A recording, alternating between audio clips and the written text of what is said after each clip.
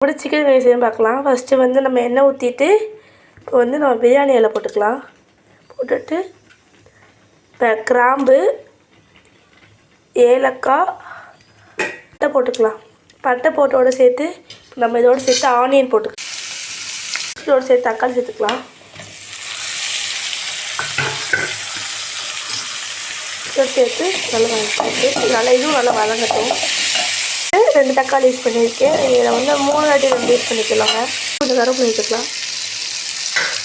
போட்டு நல்லா வச்சு அதை வச்சு நம்ம வந்து இப்போ கறி சேர்த்துக்கலாம்.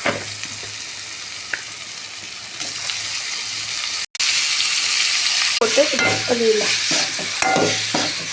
1 டீஸ்பூன் மிளகாத்தூள் போட்டுக்கலாம். அதுக்கப்புறம் நம்ம நல்லா வதக்கிக்கலாம். நல்லா வந்து பற்றியாச்சு. இப்போ நம்ம இதை வந்து மூடி போட்டு ஒரு சிம்மிலே நம்ம வந்து வேக வைக்கணும். நம்ம தண்ணி எதுவுமே ஊற்ற தேவையில்லை. அது சிம்மில் அது வேகட்டும்.